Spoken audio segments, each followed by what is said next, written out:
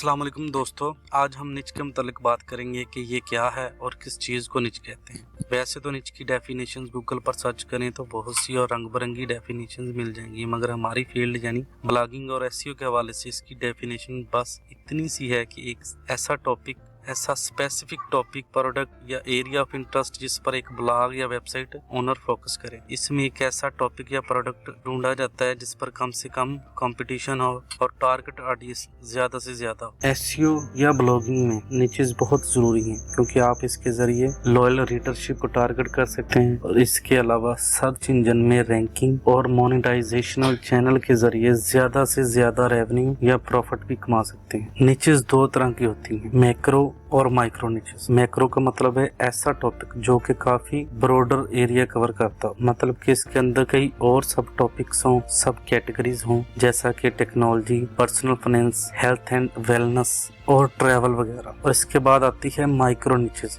यानी कि अगर हम हेल्थ एंड वेलनेस वाली माइक्रो निच को मजीद माइक्रो लेवल पर लेके जाएं तो HIIT यानी हाई इंटेंसिटी इंटरवल ट्रेनिंग, जिसमें एक खास तरह की टेक्निक, रूटीन और वर्कआउट इस्तेमाल होते हैं, ये एक माइक्रो निच। इसके बाद हम अगर पर्सनल फाइनेंस की मैक्रो निच को माइक्रो लेवल पर ले जाकर देखें तो डिविडेंड इन्वेस्टमेंट एक निच है जो कि माइक्रो निच कंसीडर कर सकते हैं, यानी एक बड़ी कैटेगरी या टॉपिक मैक्रो कहलाएगा और इसमें से अगर कोई सब कैटेगरी या सब कैटेगरी की भी कैटेगरी को निच के तौर पर सिलेक्ट करें तो वो माइक्रो निच कहलाएगी। हम जो दो प्रोजेक्ट स्टार्ट कर रहे हैं यानी Amazon एफिलिएट ब्लॉग और Google एडसेंस ब्लॉग, इनके लिए निचेस और कीवर्ड्स अलग अलग होंगे, यानी कीवर्ड इंटेंट की वजह से इनका क्राइटेरिया अलग अलग हो जाएगा। इसलिए हमें इन दोनों प्रोजेक्ट्स के लिए अलग अलग निच रिसर्च करना पड़ेगा। निच रिसर्च बहुत जरूरी है क्योंकि हमारी कामयाबी और नाकामी का राज हमारी निच सिलेक्शन में ही छुपा होता है, क्योंकि इसी से हमें पता चलता है कि हमारा ब्लॉग या वेबसाइट कितनी प्रॉफिटेबल होगी, इस पे कितनी ट्रैफिक आ सकती है और अगर हम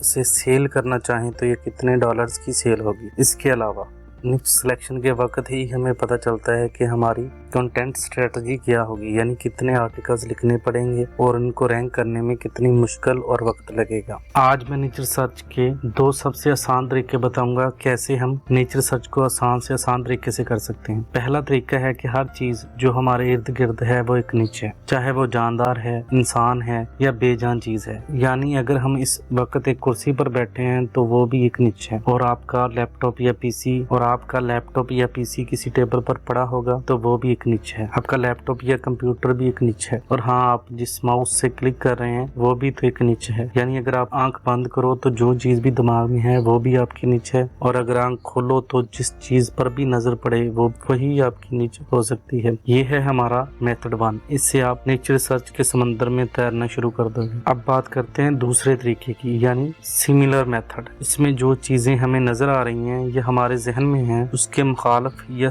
जैसी ही चीजें भी हमारी निचेस हो सकती हैं। यानी अगर हमारे पास टेबल पड़ा है तो हमने सोचना है कि इस जैसी या इसके उलट कौन कौन सी चीजें हैं। कंप्यूटर टेबल पड़ा है तो हमारी निच डाइनिंग टेबल हो सकती है, टीवी ट्रॉली वगैरह भी हो सकती है। इसके अलावा स्टडी टेबल या बच्चों के इस्तेमाल में आने वाला चिल्ड्रन टेबल भी हो सकता है। इस मेथड से हम कई टॉपिक या चीजें हमारी निच रिसर्च के लिए ढूंढ सकते हैं। आप लोगों की आज की असाइनमेंट ये है कि आपने मेथड 1 से 5 चीजें फाइनल करनी है और फिर मेथड 2 से हर एक चीज के 2 अल्टरनेटिव या सिमिलर चीजें फाइंड करनी है। इससे आपकी थिंकिंग एबिलिटी बढ़ेगी और निच रिसर्च के इस बड़े से समंदर में पहला गोता भी लगा लो। और ये 15 की 15 चीजें इस वीडियो के कमेंट में लाजमन आपने लिखनी है। अगर ये वीडियो पसंद आई है तो वीडियो को लाइक और शेयर लाजमी कर दें, और अगर अभी तक चैनल को सब्सक्राइब नहीं किया तो अभी सब्सक्राइब कर लें। इसके अलावा अगर आपने इस कोर्स की पिछली वीडियोस नहीं देखी तो अभी पहली वीडियो से देखना स्टार्ट करें।